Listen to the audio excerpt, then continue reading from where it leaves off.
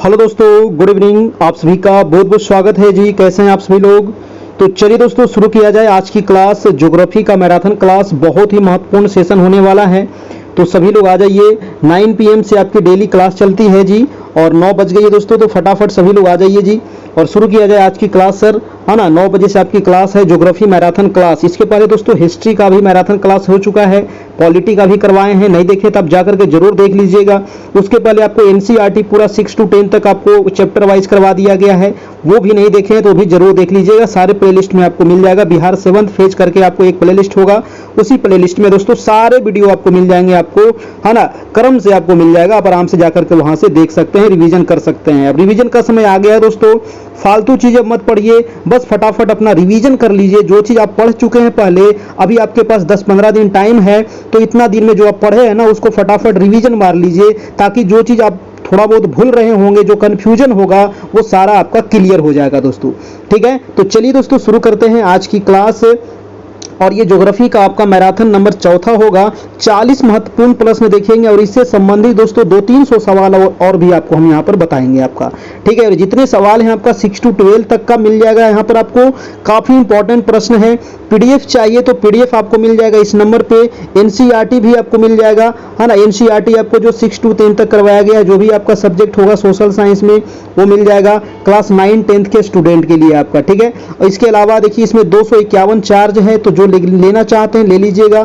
Phone पे Google पे करना होगा, उसके बाद व्हाट्सएप पे मैसेज कर दीजिएगा, आपको सारे पीडीएफ नोट्स मिल जाएंगे। फोन पे जो गूगल पे करना है इसी नंबर पे करना होगा। ये नंबर है 7857824310। तो चलिए दोस्तों शुरू करते हैं, समय नहीं गंवाना है ना, टाइम ज्यादा नहीं है ना, फटाफट आप लोग अपना अपना जवाब देते चलना है। तो आज का पहला सवाल है, वीडियो को एक बार लाइक कर दीजिएगा सभी लोग।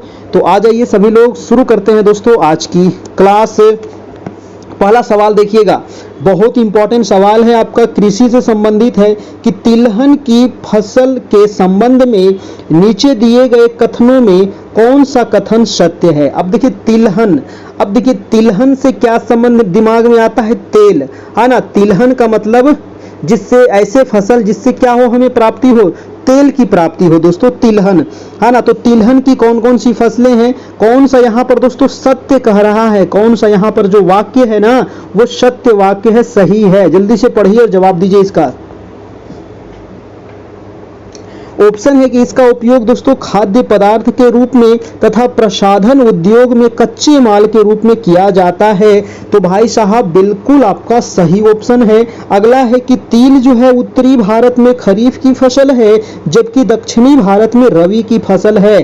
तो ये ऑप्शन भी दोस्तों आपका बिल्कुल सही है ना। और ये जो क्वेश्चन है ना, कई बार आपको पूछ दिया जाता है दोस्तों कि वो कौन सी फसल है जो उत्तर भारत में खरीफ के फसल के अंतर्गत आता है और दक्षिण भारत में रबी की फसल के अंतर्गत आता है, वो हो जाता है आपका तिल।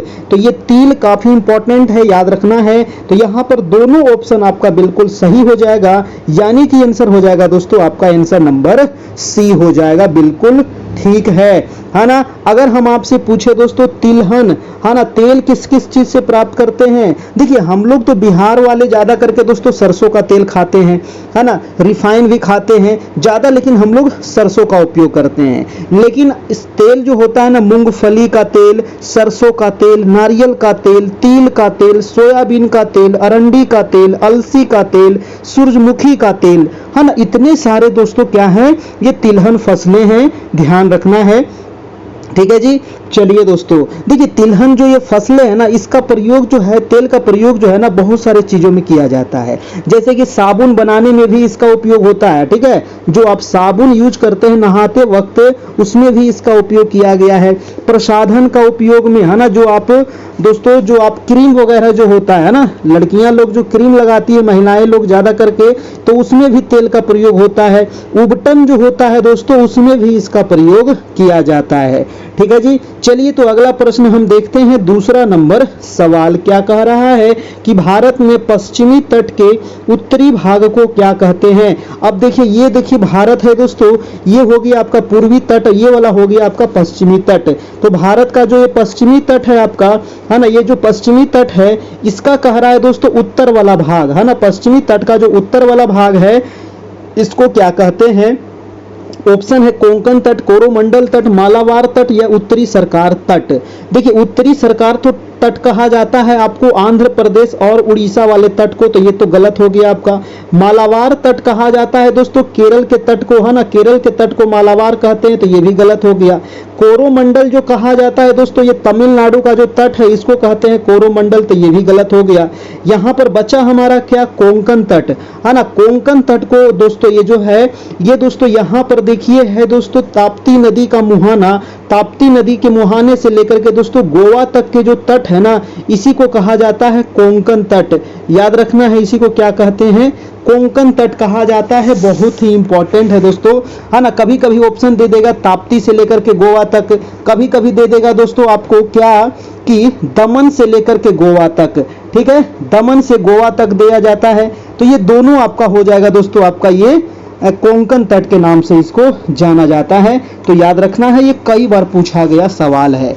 अगर पूछता आपसे दोस्तों कि मालाबार तट कहाँ है भाई साहब, मालाबार तट हो जाएगा आपको केरल के तट को कहा जाता है मालाबार तट। याद रखिएगा केरल जो राज्य है ना, ये वाला जो राज्य है सबसे दक्षिणतम राज्य ये है आपका केरल, और केरल के तट को कहते हैं मालाबार तट।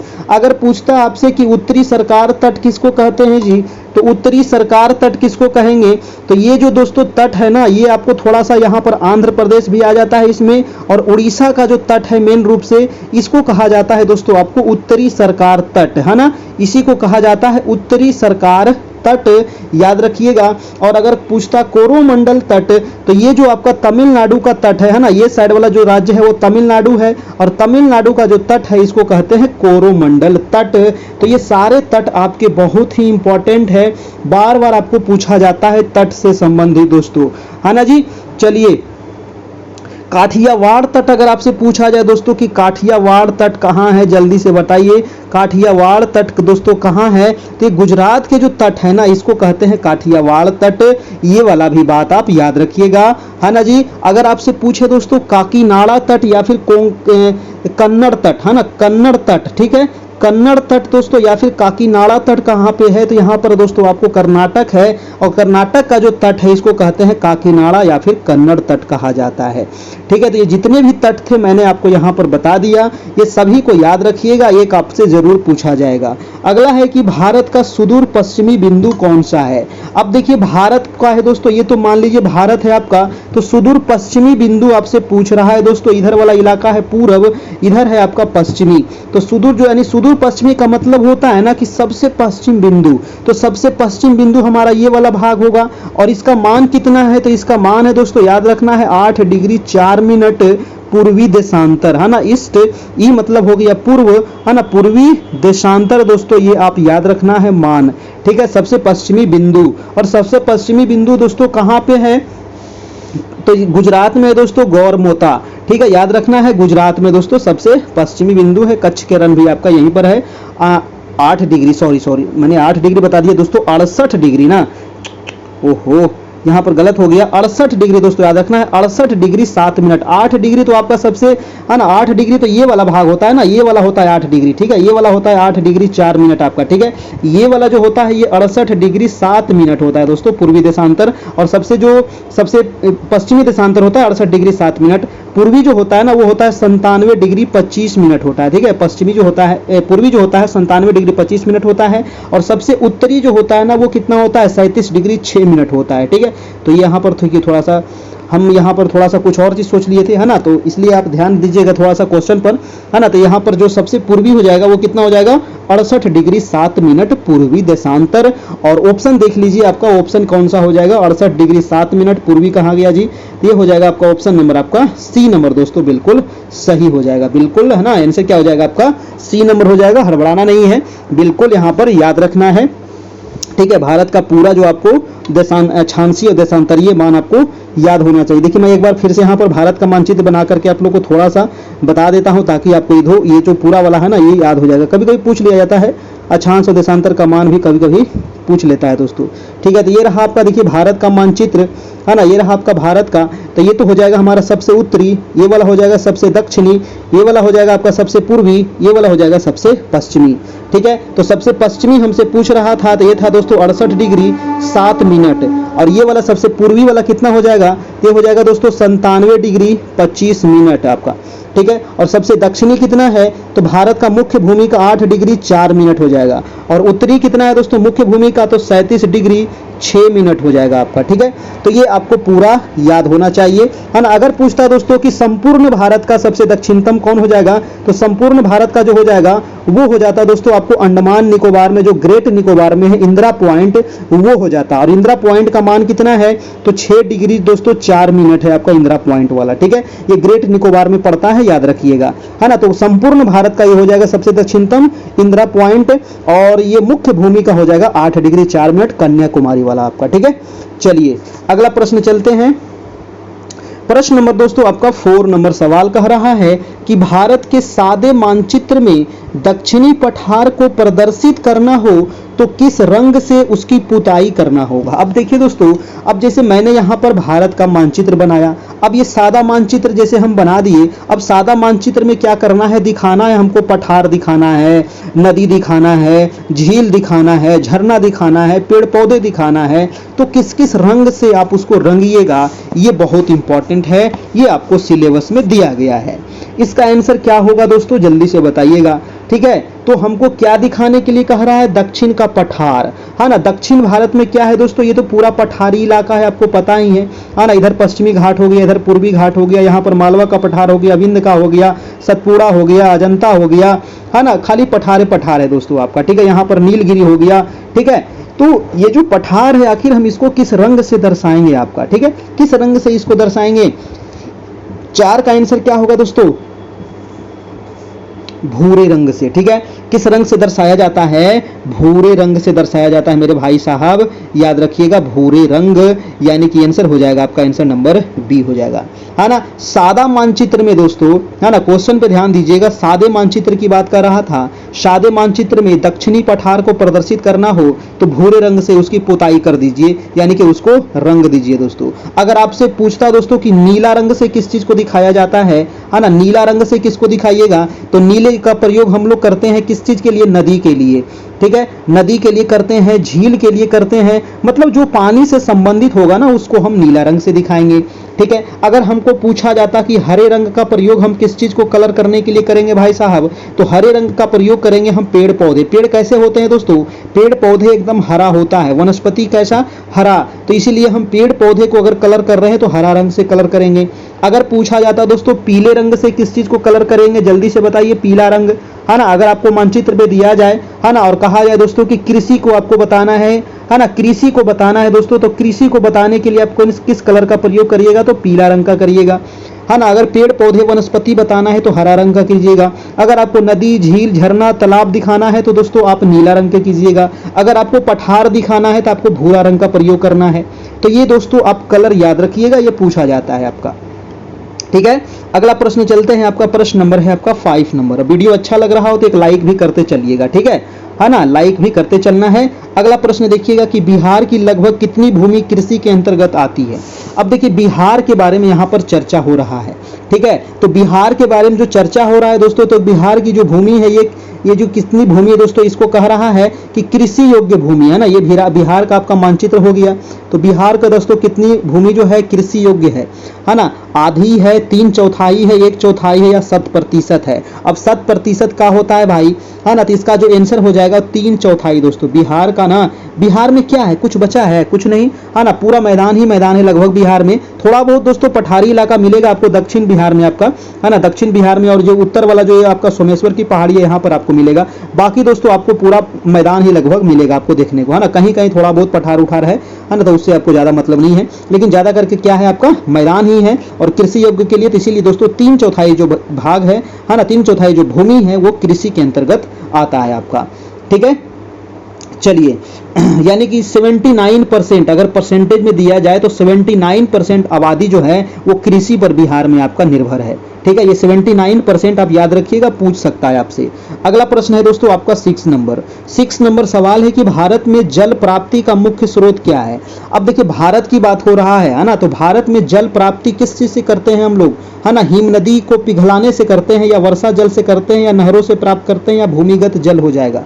ठीक है, तो क्या हो जाएगा दोस्तों, जल प्राप्ति का जो मुख्य स्रोत है ना, अगर बारिश ही नहीं होगा तो जल प्राप्त कहां से होगा आपको, आंसर क्या हो जाएगा, वर्षा जल, है ना, आंसर हो जाएगा मेरे भाई साहब वर्षा जल हो जाएगा आपके, है ना, राइट आंसर हो जाएगा आपका ऑप्शन नंबर बी हो जाएगा वर्षा जल। भारत दोस्तों, भारत में जो मेन रूप से जो बारिश होती है वो मानसून के समय पर होती है। 95% जो बारिश होती है ना, अभी जो मानसून का समय है ना, जून से लेकर के दोस्तों अक्टूबर तक ये मानसून चलेगा आपका, है ना, सितंबर अक्टूबर तक, अक्टूबर के बाद दोस्तों ये लौटने लगता है फिर, तो जून से लेकर के अक्टूबर तक जो चलता है ये आपका बरसात का समय होता है। तो इसी में जो बारिश होती है आपका पूरे साल भर का दोस्तों 95% आपका बारिश इसी में होती है, याद रखिएगा, है ना जी। चलिए और अगर पूछा जाए दोस्तों कि वो कौन सा राज्य है जहां पर सबसे अधिक नलकूपों से सिंचाई की जाती है, वो बताइए जल्दी से कमेंट करके, वो कौन सा राज्य है जहां नलकूपों से सबसे अधिक सिंचाई की जाती है।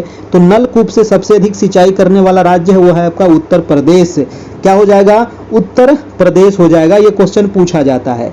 अगला प्रश्न है दोस्तों आपका 7 नंबर की, बिहार में प्रायः कैसी मिट्टी पाई जाती है। भाई साहब बिहार में दोस्तों मिट्टी कौन सी प्रकार की मिट्टी है ना, बिहार में अगर आप देखिएगा ना दोस्तों तो 90% क्षेत्र पर बिहार में, है ना, 90% क्षेत्र पर बिहार में दोस्तों जलोढ़ मिट्टी मिलेगी।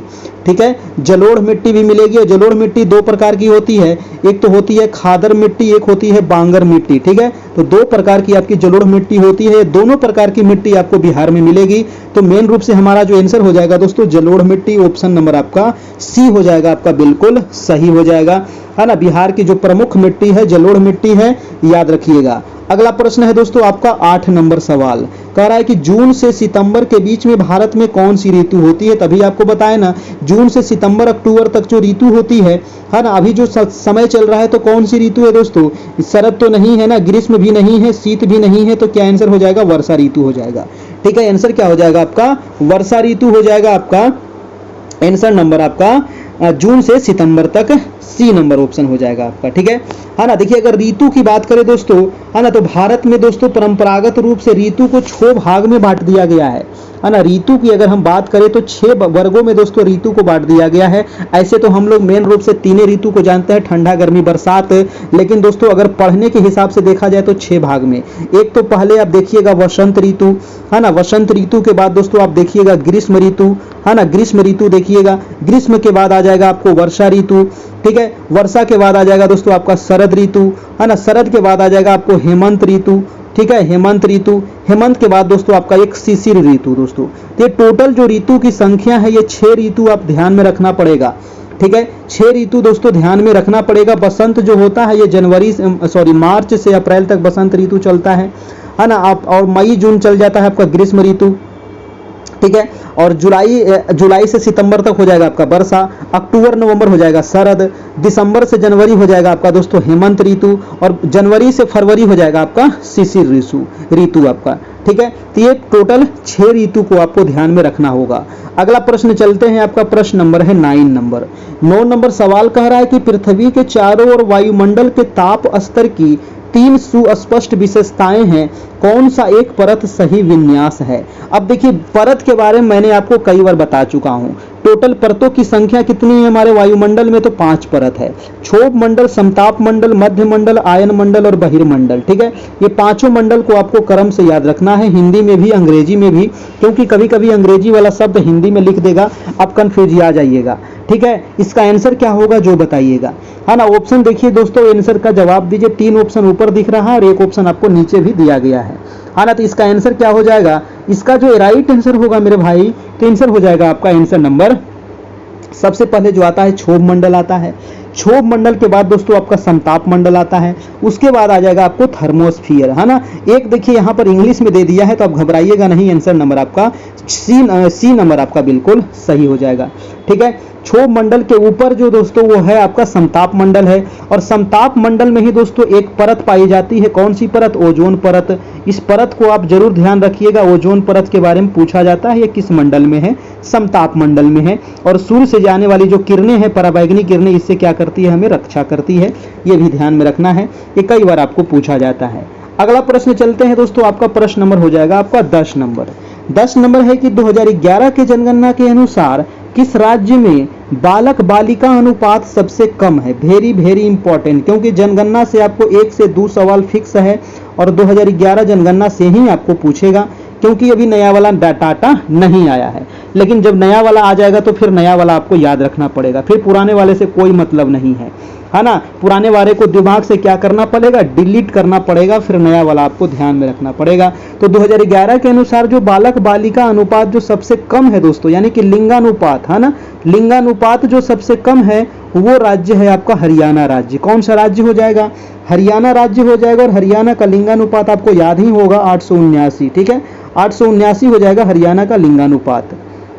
अगर शिशु लिंगानुपात में पूछा जाता कि शिशु लिंगानुपात दोस्तों सबसे अच्छा कहाँ है, तो सबसे अच्छा हो जाएगा आपको छत्तीसगढ़, ठीक है। छत्तीसगढ़ जो हो जाएगा सबसे अच्छा लिंगानुपात है, यानी कि सबसे बढ़िया छत्तीसगढ़ का है। और सबसे खराब जो लिंगानुपात है, यानी कि सबसे कम जो है, तो कम में हरियाणा ही आ जाएगा आपको, शिशु में भी आपका, है ना, शिशु में भी हरियाणा ही आ जाएगा सबसे न्यूनतम में दोस्तों, आपका याद रखिएगा। और बिहार का लिंगानुपात कितना है? बिहार का जो लिंगानुपात है 918 है दोस्तों, ये भी आपको ध्यान रखना पड़ेगा, है ना, बिहार का लिंगानुपात। चलिए, और 918 जो है, अगर बोला जाए दोस्तों कि भारत का शिशु लिंगानुपात कितना है, तो भारत का शिशु लिंगानुपात अगर पूछते तो 918 हो जाता, और बिहार का लिंगानुपात है 918, ठीक है। ये दोनों याद रखिएगा, अगर भारत का पूछे शिशु लिंगानुपात तो 918, लेकिन बिहार का, टोटल बिहार का लिंगानुपात है आपका, है ना, जो आपका वयस्क वाला है तो 918 है, ठीक है ना। ये चीज आपको ध्यान रखना है। और दोस्तों ये तो सबसे कम हरियाणा है, और सबसे ज्यादा किसका है? तो सबसे ज्यादा आपका केरल है, और केरल का है आपको 1084 है ना, 1084 है। अगर हम आपसे एक सवाल यहाँ पर पूछते हैं दोस्तों, बहुत इंपॉर्टेंट सवाल है कि भारत के वो कौन से केंद्र शासित प्रदेश हैं, ठीक है, भारत के वो कौन से केंद्र शासित प्रदेश है जिसका लिंगानुपात दोस्तों सबसे ज्यादा है? अब बताइए कि सबसे ज्यादा केंद्र शासित प्रदेश का लिंगानुपात वाला राज्य कौन सा है? जल्दी से कमेंट करके आप बता दीजिएगा। अगला प्रश्न है दोस्तों आपका 11 नंबर कि निम्न में से कौन एक प्राकृतिक आपदा नहीं है? बताइए कि प्राकृतिक आपदा कौन सा एक नहीं है। अब देखिए, आपदा से आपको एक सवाल जरूर पूछेगा, क्योंकि आपके चैप्टर में पढ़ना है 9th 10th ज्योग्राफी में, है ना, आपदा पढ़ना है आपको। और आपदा से एकदम भूकंप से का वो पूछ सकता है, सुनामी से पूछ सकता है, नहीं तो कोई दोस्तों आपका जो मानव निर्मित आपदा है उससे पूछ सकता है आपका, ठीक है। इससे ज्यादा आपको क्वेश्चन कुछ नहीं बनता है। तो कौन सा यहाँ पर प्राकृतिक आपदा है? नहीं है, प्राकृतिक नहीं है। भूकंप तो प्राकृतिक है, बाढ़ भी प्राकृतिक है, ज्वालामुखी भी प्राकृतिक आता है दोस्तों। न्यूक्लियर जो विस्फोट है ना, इसको हम लोग का, है ना, इसको हम लोग करते हैं। तो आंसर क्या हो जाएगा आपका? सी नंबर आपका बिल्कुल सही हो जाएगा, ठीक है, सी नंबर हो जाएगा दोस्तों।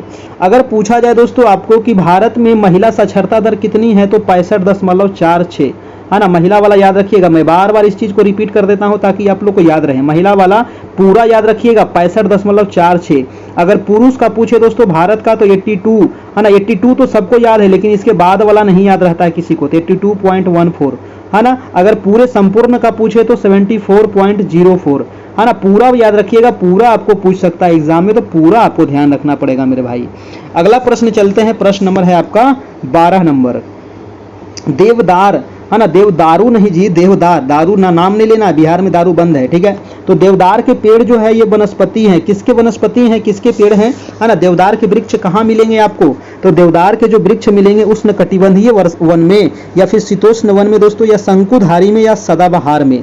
तो देवदार के जो आपके वृक्ष मिलेंगे दोस्तों ये शंकुधारी वन में, है ना। शंकुधारी जो वन होते हैं, जंगल होते हैं, है ना, इसके शंकुधारी मतलब कि कहने का मतलब होता है ना, इसका जो पत्ता होता है ना दोस्तों, ये शंकु की आकृति का होता है। शंकु ऐसे बनता है ना, तो इस प्रकार से शंकु का लंबा लंबा होता है इसका पत्ता, है ना। ऑप्शन हो जाएगा आपका सी नंबर दोस्तों, ठीक है।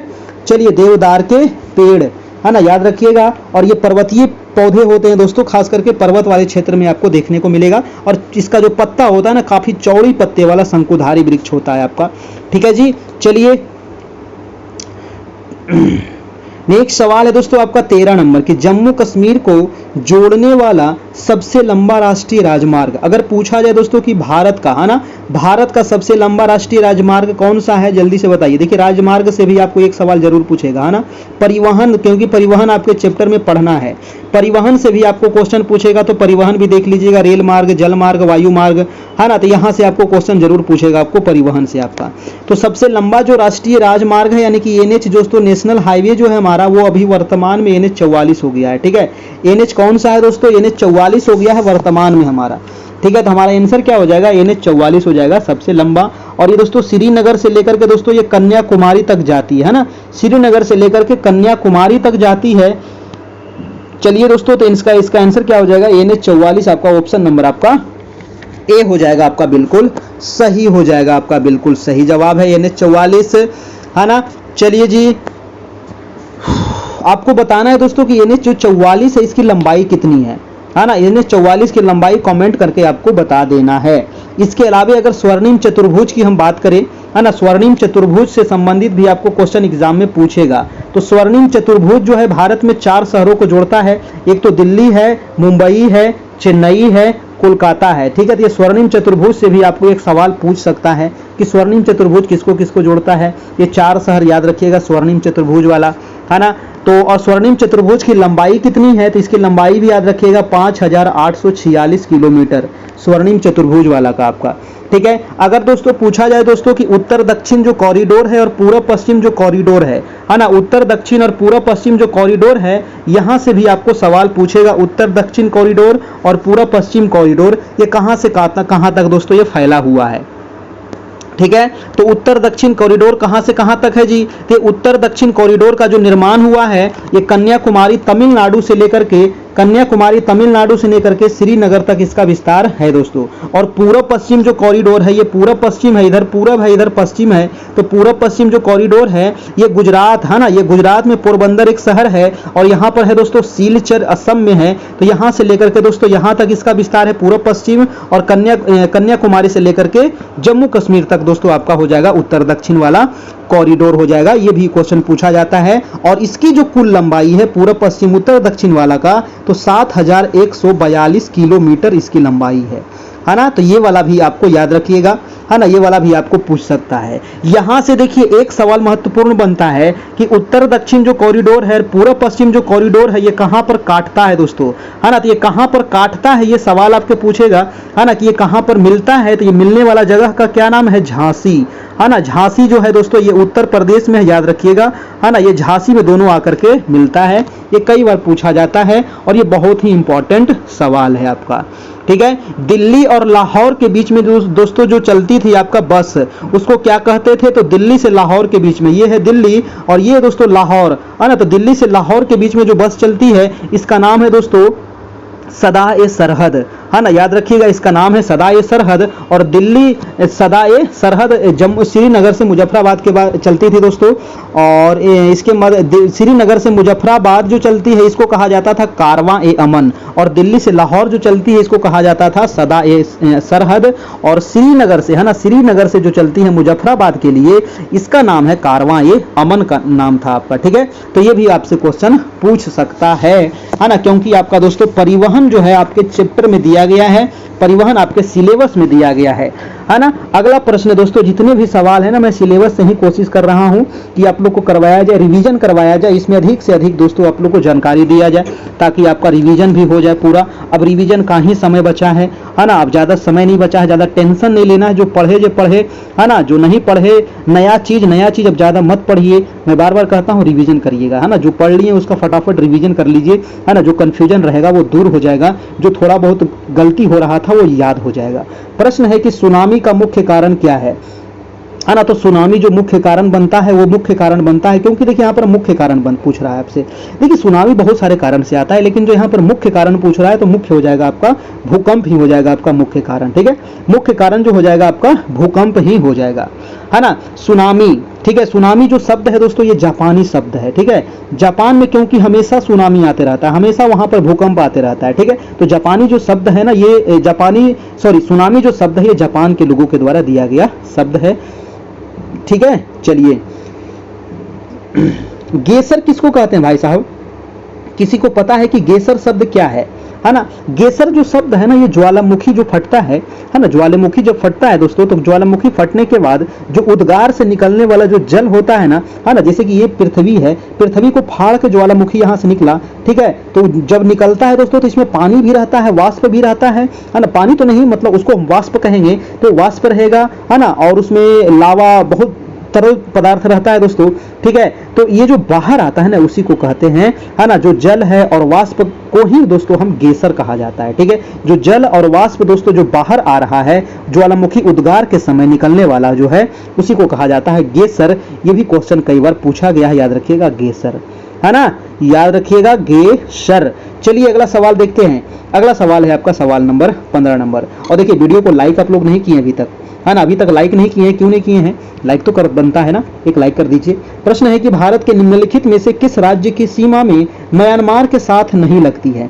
अब देखिए म्यांमार के साथ दोस्तों कौन सा यहाँ पर सीमा नहीं लगता है? अगर हम म्यांमार की बात करें दोस्तों, तो यहाँ पर छोटा सा हम भारत का मानचित्र बना रहे हैं, है ना, तो यहाँ पर आप देखिएगा म्यांमार दोस्तों, है ना, इधर जो देश है आपका, है ना, ये साइड जो देश है दोस्तों, यहाँ से लेकर के यहाँ तक जो सीमा बनाती है, ये देश बनाती है दोस्तों म्यांमार, है ना, ये है दोस्तों आपका म्यांमार। म्यांमार जो सीमा बनाती है दोस्तों, ये कितने राज्यों से बनाती है? तो 4 राज्य से बनाती है, ठीक है। कौन कौन? तो सबसे ऊपर मिलेगा आपको कौन सा? अरुणाचल प्रदेश, ठीक है। अरुणाचल प्रदेश के नीचे मिलेगा दोस्तों आपको नागालैंड, नागालैंड के नीचे मिलेगा दोस्तों आपका मणिपुर, मणिपुर के नीचे मिलेगा दोस्तों आपका मिजोरम। ये 4 राज्य आपको यहाँ से याद रखना पड़ेगा। प्रश्न है कि कौन सा सीमा म्यांमार के साथ नहीं लग रहा है? तो असम दोस्तों नहीं लगता है, ठीक है, मणिपुर आपका लग रहा है, नागालैंड लग रहा है, अरुणाचल प्रदेश भी लग रहा है। आंसर हमारा क्या हो जाएगा? ए नंबर हो जाएगा आपका असम। बहुत ही इंपॉर्टेंट सवाल था, क्योंकि नॉर्थ ईस्ट से ना आपको कम से कम दोस्तों 2 से 3 सवाल आपको नॉर्थ ईस्ट से पूछा जाएगा। नॉर्थ ईस्ट के जनजाति हो गए, नॉर्थ ईस्ट के सीमा से संबंधित, देश से संबंधित, पहाड़ी से संबंधित, नदी से संबंधित, ठीक है। तो कुछ भी आपको यहाँ से 2-3 सवाल आपको जरूर एग्जाम में पूछेगा, याद रखना है आपको, है ना। चलिए अगला प्रश्न देख लेते हैं। अगला सवाल दोस्तों आपका 16 नंबर है। 16 नंबर है कि निम्न में से बिजली का नवीकरणीय संसाधन कौन सा है? अब देखिए बिजली किससे बनता है? बिजली तो दोस्तों आपका बहुत चीजों से बनता है ना। तो नवीकरणीय संसाधन हमसे पूछ रहा है, नवीकरणीय जो हम बिजली अभी वर्तमान में बना रहे हैं, नवीकरणीय संसाधन कौन सा है? देखिए सबसे ज्यादा जो बिजली बनता है दोस्तों, वो तापीय से बनता है ना, तापीय विद्युत से बनता है आपका, ठीक है। तापीय विद्युत हमारे देश में सबसे ज्यादा भी हो रहा है, यानी कि जो कोयला से बनता है आपका बिजली, इसी को कहते हैं तापीय विद्युत, ठीक है। लेकिन वर्तमान में दोस्तों बहुत सारी चीजों से बना सकते हैं, जैसे कि आपका हाइड्रो पावर, यानी कि जल के माध्यम से, है ना, हम बांध बनाते हैं और दोस्तों उससे भी बिजली का तैयार किया जाता है फिर बाद में, ठीक है। तो वही वर्तमान में जो आपका आंसर हो जाएगा वो पानी ही हो जाएगा दोस्तों। नवीकरणीय संसाधन के अंतर्गत आपका जो आंसर होगा वो आंसर नंबर आपका ए ही होगा, आपका बिल्कुल सही हो जाएगा। अगर पूछा जाए दोस्तों कि गैर नवीकरणीय संसाधन कौन कौन से है ना, बिजली के लिए नहीं, गैर नवीकरणीय संसाधन कौन कौन से है? तो गैर नवीकरणीय संसाधन, है ना, गैर नवीकरणीय किसको कहते हैं? तो नवीकरणीय मतलब वैसे संसाधन जिसको हम क्या कर सकते हैं, बार बार नया कर सकते हैं, नवीकरणीय, ठीक है। और गैर नवी मतलब कि अगर एक बार समाप्त हो गया भैया तो फिर बनने में इसको लाखों वर्ष लग जाएगा, ठीक है। तो गैर नवी में आ जाएगा, एक हमारा कोयला होता है ना, कोयला के अलावा हमारा पेट्रोलियम होता है और प्राकृतिक गैस होता है। बस ये 3 कम से कम याद रखिएगा, आपका काम हो जाएगा। और नवीकरणीय में तो अभी जितना नया नया चीज का खोज हो रहा है, परमाणु ऊर्जा, सौर ऊर्जा, पवन ऊर्जा, जल ऊर्जा, है ना, भूतापीय ऊर्जा, है ना, बहुत सारा चीज है, तो ये सारे क्या हैं आपके नवीकरणीय हो जाएंगे। अगला प्रश्न है दोस्तों आपका 17 नंबर। 17 नंबर है कि स्वतंत्र भारत का सबसे पहला बहुउद्देशीय परियोजना कौन सा है? देखिए स्वतंत्र भारत का सबसे पहला जो बना था भारत में, वो दोस्तों बना था आपका कब जी? तो ये था आपका 1948 में आपका, ठीक है। 1948 में दोस्तों ये था आपका दामोदर नदी पर बनाया गया था आपका, ठीक है। चलिए तो ये बनाया गया था आपको भारत का सबसे पहला जो बहुउद्देशीय नदी घाटी परियोजना था, वो बनाया गया था दोस्तों आपको किस पर? तो दामोदर नदी पर आपका। और ये कब बनाया गया था? तो 1948 आपको याद है ना। और भाखड़ा नांगल जो ये दोस्तों बहुउद्देशीय परियोजना है किस नदी पर है? तो ये हो जाएगा आपको सतलज नदी पर, ठीक है, सतलज नदी पर हो जाएगा भाखड़ा नांगल आपका, है ना। हीराकुंड दोस्तों आपका जो बांध है ये महानदी पर है आपका। किस नदी पर है जी? महानदी पर। दुनिया की सबसे लंबी बांध है आपका, ये भी आपको ध्यान रखना है। इसकी लंबाई कितनी है? तो 4800 मीटर इसकी लंबाई है ना, याद रखना है। ठीक है। चलिए, और नागार्जुन सागर हो जाएगा आपका कृष्णा नदी पर आपका, ठीक है। कहाँ है तो कृष्णा नदी पर, आंध्र प्रदेश में हो जाएगा आपका, ये सबसे लंबा है आपका। और दामोदर जो बनाया गया था ये आपको पहला था आपका दामोदर नदी पर, है ना, दामोदर वैली, है ना, दामोदर घाटी परियोजना, और ये बनाया गया था दामोदर नदी पर ही, ठीक है। और ये जो बनाया गया था दोस्तों आपको टीबीसी तर्ज पर बनाया गया था, टेनेसी वैली कारपोरेशन, है ना। टेनेसी नदी बहती है आपको अमेरिका में, और उसी के तर्ज पर भारत में बनाया गया था सबसे पहला आपका। अगला प्रश्न है दोस्तों आपका 18 नंबर सवाल, कह रहा है कि वे 2 राज्य कौन से हैं जिनमें लौटते हुए मानसून के दौरान प्रयास चक्रवात आते हैं, प्रायः चक्रवात आते हैं दोस्तों, यहाँ पर लिखना चाहिए प्रयास नहीं, है ना। लौटते हुए मानसून के दौरान जो चक्रवात आता है वो राज्य कौन से हैं। अब देखिए, इसको थोड़ा सा फिगर के माध्यम से भी समझते हैं ना, क्योंकि इस सवाल को अगर ज्योग्राफी को फिगर के माध्यम से नहीं समझिएगा तो मजा ही नहीं आएगा। आपको बताए थे ना कि जून से लेकर के सितंबर तक दोस्तों हमारा मानसून रहता है। सितंबर के बाद मानसून क्या होता है, लौटने लगता है ना। जब गया है ऊपर तो लौटेगा ही, जो आया है दोस्तों तो एक न एक दिन तो उसको जाना ही पड़ेगा, है ना। हम लोग भी पृथ्वी पे आए हैं तो एक न एक दिन तो हम लोग को जाना ही है, ठीक है। तो ये देखिए, जब मानसून लौटने लगती है दोस्तों तो ये नॉर्थ ईस्ट से, है ना, ये जो इलाका होगा नॉर्थ ईस्ट वाला होगा, नॉर्थ ईस्ट से जब लौटती है दोस्तों तो ये सूखी हवा रहती है। लेकिन जैसे ही ये बंगाल की खाड़ी में आती है तो यहाँ से नमी चुरा लेती है, और नमी चुराने के बाद दोस्तों ये पूर्वी घाट पर्वत के ये जो तट है इसको कहते हैं कोरोमंडल तट, और इसी तट में दोस्तों ये टकराती है, और यहाँ पर दोस्तों ठंडे के दिनों में, है ना, अक्टूबर नवंबर में यहाँ पर बारिश करती है, ठीक है। तो यहाँ पर जो हमारा आंसर होगा कर्नाटक नहीं होगा, केरल नहीं होगा, है ना। तो आंसर कौन सा होगा जी, पंजाब भी नहीं होगा दोस्तों, हरियाणा भी नहीं होगा, बिहार भी नहीं होगा, असम भी नहीं होगा, आंध्र प्रदेश और ओडिशा, है ना, ये आपका बिल्कुल सही है। अगर आंध्र प्रदेश, ओडिशा में भी थोड़ा बहुत होता है, लेकिन आंध्र प्रदेश और यहाँ पर तमिलनाडु देना चाहिए ऑप्शन में, तो ज्यादा सुटेबल होता है आपका, है ना। तमिलनाडु यहाँ पर ऑप्शन में देना चाहिए। अगर कोई बात नहीं है, क्योंकि ऑप्शन यहाँ पर सारे छट गए हैं, तो हमारा यही ऑप्शन बचता है, तो यही हमारा आंसर हो जाएगा। अगर एग्जाम में भी दिया रहे तो आपको यही मारना है, क्योंकि इससे उड़ीसा तक में भी बारिश हो जाती है, आंध्र प्रदेश में तो खैर होता ही है, और तमिलनाडु में तो खैर सबसे ज्यादा होता है, ठीक है। लेकिन तमिलनाडु ऑप्शन में नहीं था तो कोई बात नहीं है, आंसर हो जाएगा इसका ऑप्शन नंबर आपका डी ही होगा, आंध्र प्रदेश और उड़ीसा आपका, ठीक है। चलिए, अब चक्रवात तो आपको समझ में आता होगा कि चक्रवात किसको कहते हैं और प्रति चक्रवात क्या होता है ना। चक्रवात क्या होता है दोस्तों और प्रति चक्रवात क्या होता है ना। देखिए, प्रति चक्रवात में क्या होता है ना कि मौसम साफ होता है, क्योंकि प्रति चक्रवात में दोस्तों जो सेंटर होता है वहां पर हाई प्रेशर होता है और बाकी तरफ क्या होता है, लो प्रेशर होता है। लेकिन चक्रवात में क्या होता है, सेंटर में होता है लो प्रेशर और चारों तरफ होता है दोस्तों हाई प्रेशर। और आपको पता है कि हवाएं कैसे चलती है, तो हाई से लेकर के लो की ओर चलेगी, है ना। हाई से कैसे चलेगी, हाई से दोस्तों आपका लो की ओर चलती है। तो यहाँ पर दोस्तों ये चक्रवात आने के बाद बहुत जानमाल की क्षति होती है, लेकिन प्रति चक्रवात आता है दोस्तों तो इससे मौसम साफ होता है, इससे कोई भी नुकसान नहीं होता है, बिल्कुल मौसम एकदम सुहाना होता है। तो ये आंसर हो जाएगा हमारा, आंसर नंबर इसका डी हो जाता। अगला प्रश्न चलते हैं आपका हम 19 नंबर सवाल। कह रहा है कि विश्व में सर्वाधिक व्यस्त समुद्री मार्ग कौन सा है।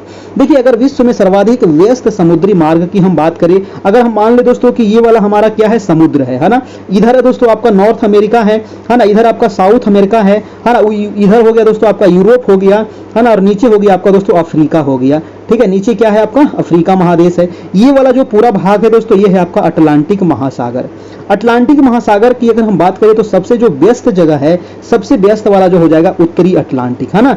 सबसे व्यस्त जो हो जाएगा दोस्तों उत्तरी अटलांटिक है, क्योंकि इधर है दोस्तों नॉर्थ अमेरिका, है ना। नॉर्थ अमेरिका महादेश, उत्तरी अमेरिका महादेश है, और इधर दोस्तों यूरोप महादेश है। दोनों दोस्तों विकसित महादेश है ना, दोनों विकसित महादेश है। एक दूसरे देश से दोस्तों जबरदस्त यहाँ पर क्या होता है, व्यापार होता है, और इसी यही कारण है कि ये जो मार्ग है ना बहुत व्यस्त मार्ग है। इसका आंसर क्या हो जाएगा, अटलांटिक महासागर। अगर अटलांटिक की जगह अगर आपको नॉर्थ अटलांटिक दिया हो रहा था तो ज्यादा सुटेबल होता आपका, क्योंकि नॉर्थ अटलांटिक थोड़ा सा ज्यादा व्यस्त है आपका, ठीक है।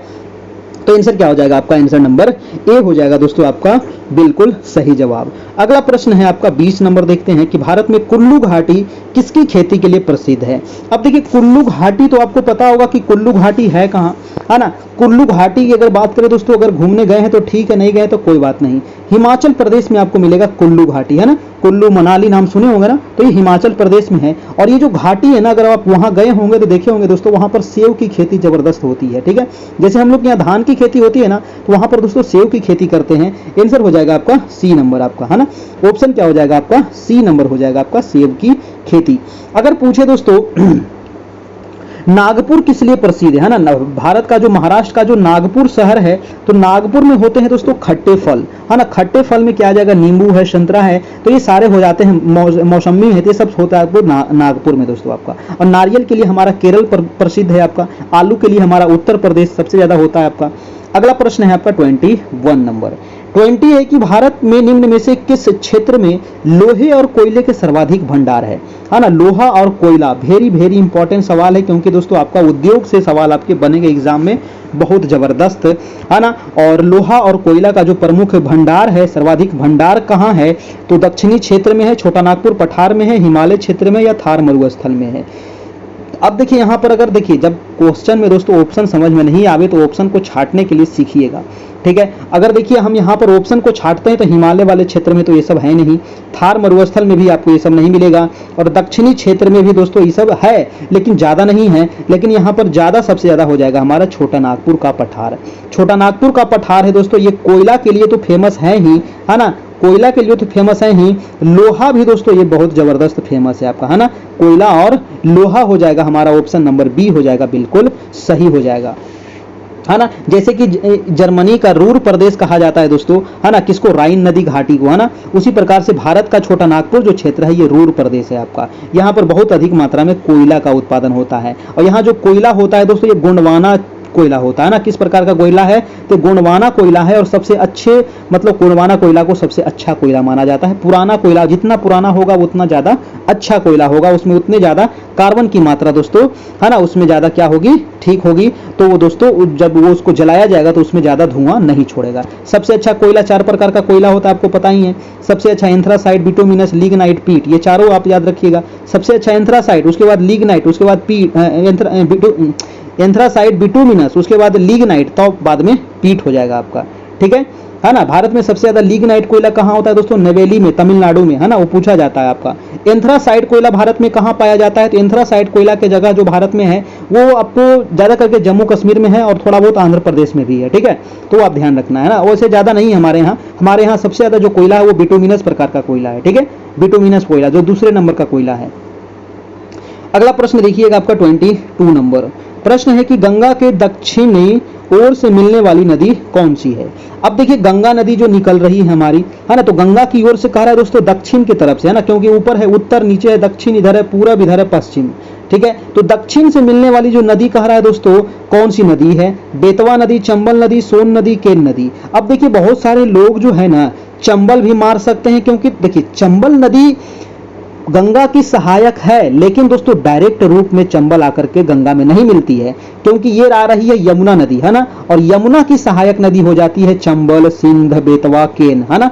चंबल, सिंध, बेतवा, केन, ये 4 नदी याद रखिएगा, यमुना की सहायक है। फिर यमुना जाकर के दोस्तों देवप्रयाग में, देवप्रयाग नहीं, प्रयागराज में जाकर के मिल जाती है गंगा में, और दोस्तों ये विलीन हो जाती है, ठीक है। तो डायरेक्ट रूप में जो जाकर के गंगा में मिलती है वो है आपकी सोन नदी। कौन सी नदी है, सोन नदी। कहां से निकलती है, तो सोन नदी निकलती है, सबको पता है, अमरकंटक, है ना। अमरकंटक का जो पठार है दोस्तों ये मालवा पठार का, है ना, मालवा के पठार का सबसे ऊंचा श्रेणी है आपका अमरकंटक का पठार, ये भी याद रखना है आपको, ठीक है, मालवा के पठार का आपका। अब जैसे कि ये कि हम भारत ले लेते थे, ये वाला है दोस्तों आपका अरावली, अरावली के नीचे मालवा का पठार, उसके नीचे विंध्य का पठार, उसके नीचे सतपुड़ा का पठार, ठीक है, उसके नीचे अजंता का पठार, है ना, उसके नीचे ये सह्याद्री पर्वत। ये सारे क्रम आपको याद होनी चाहिए, आपको पूछा जाता है बार बार, ठीक है ना, ये क्रम आपको पूछा जाता है।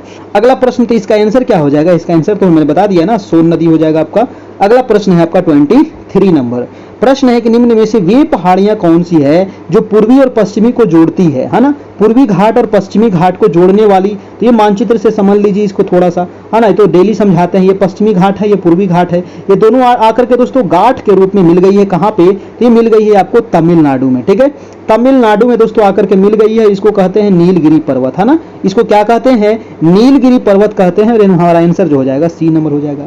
नीलगिरी की सबसे ऊंची चोटी का नाम क्या है, दोदा बेटा, है ना, दोदा बेटा इसका नाम है। कहीं कहीं डोडा बेटा भी देता है, तो दोदा बेटा इसका ऊंचाई है सबसे, ठीक है, सबसे ऊंची चोटी है। दोदा बेटा की अगर ऊंचाई पूछे दोस्तों तो 2637 मीटर इसकी ऊंचाई हो जाएगा, और ये दक्षिण भारत की दूसरी सबसे ऊंची चोटी है, ये भी आपको ध्यान रखना है, ठीक है। और नीलगिरी जो पर्वत है दोस्तों ये 3 राज्य में फैली हुई है ना, लेकिन नीलगिरी जो है 3 राज्य में फैली हुई है। कर्नाटक में भी थोड़ा सा इसका भाग है, केरल में तो है ही, और तमिलनाडु में भी इसका भाग है। ठीक है ना। दोदा बेटा इसकी सबसे ऊंची चोटी है। अगर पूछा जाए कि दक्षिण भारत की सबसे ऊंची चोटी कौन सी हो जाएगी, तो वो दक्षिण भारत की जो सबसे ऊंची चोटी हो जाएगी दोस्तों वो अनाईमुडी हो जाएगी, है ना। ये है आपका अनाईमुडी। अनाईमुडी जो है दोस्तों ये अन्नामलाई पर्वत श्रेणी पर है। अनाईमुडी की ऊंचाई कितनी है, तो 2695। ये बार बार पूछा जाता है अनाईमुडी और आपका दोदा बेटा। तो दोदा बेटा और अनाईमुडी दोस्तों याद रखिएगा, है ना। और यहीं पर दोस्तों सबसे नीचे जो मिलेगा आपको सेवराय की पहाड़ियां, है ना। सबसे नीचे मिलेगा आपको सेवराय की पहाड़ियां। तो सेवराय की पहाड़ियां दोस्तों कहां है, तो सेवराय की पहाड़ियां जो है ये भी आपको तमिलनाडु में, भारत के सबसे दक्षिणतम ये छोर है आपका। ठीक है, आंसर यहाँ हमारा सी नंबर हो जाएगा, सी नंबर हो जाएगा आपको। तो इसमें कोई दिक्कत आप लोग को नहीं होनी चाहिए। चलते हैं अगला सवाल। अगला सवाल है आपका सवाल नंबर 24 नंबर। प्रश्न है कि निम्न में से किन भारतीय राज्यों में शीत ऋतु में पश्चिमी मौसम विक्षेपों के कारण वर्षा होती है। अब देखिए शीत ऋतु में जो बारिश होती है, तो शीत ऋतु में देखिए भारत में 2 जगह बारिश होती है शीत ऋतु में, है ना। जाड़े के दिनों में दोस्तों भारत में 2 जगह बारिश होती है। एक तो आपका होती है दोस्तों आपका ये वाला भाग में कोरोमंडल तट पर, एक वाला होती है दोस्तों आपका ये वाला भाग में। ठीक है, ये वाला भाग आ जाएगा जैसे पंजाब है, हरियाणा है ना, दिल्ली है, आपका राजस्थान है, पश्चिमी उत्तर प्रदेश है, थोड़ा बहुत बिहार में भी हो जाता है। ठीक है, तो ये वाला भाग में होता है बारिश। इस भाग में जो बारिश होती है दोस्तों इसका कारण क्या है, तो ये पश्चिमी विक्षोभ इसका कारण है। ठीक है, इसका कारण क्या है जी, तो पश्चिमी विक्षोभ की वजह से ये बारिश होती है ना। और इसका आंसर हमारा क्या हो जाएगा, हमारा सवाल पूछ रहा था कि शीत ऋतु में पश्चिमी मौसम विक्षोभ के कारण जो वर्षा होती है कहाँ होती है, तो मेन रूप से हमारा आंसर हो जाएगा पंजाब और हरियाणा, यानी कि हमारा आंसर हो जाएगा दोस्तों आपका ऑप्शन नंबर ए हो जाएगा। मध्य प्रदेश, उत्तर प्रदेश नहीं होगा, केरल कर्नाटक नहीं होगा, बिहार और पश्चिम बंगाल भी नहीं होगा, है ना। आंसर हो जाएगा जो पश्चिमी विक्षोभ से बारिश होती है वो मेन रूप से पंजाब और हरियाणा में होती है। और जब ये बारिश होती है ना तो ये गेहूं के फसल को दोस्तों काफी फायदा होता है इससे, है ना। क्योंकि गेहूं का फसल कब लगता है, तो जाड़े के दिन में लगता है ना, रबी की फसल। तो उस समय दोस्तों आपको जब बारिश होगी तो इसको दोस्तों काफी फायदा हो जाता है किसानों को। चलिए, आंसर हो गया आपका। अगला प्रश्न चलते हैं आपका प्रश्न नंबर 25 नंबर। 25 कह रहा है दोस्तों कि भूचाल का अपकेंद्र क्या होता है। जल्दी से बताइएगा इसका आंसर।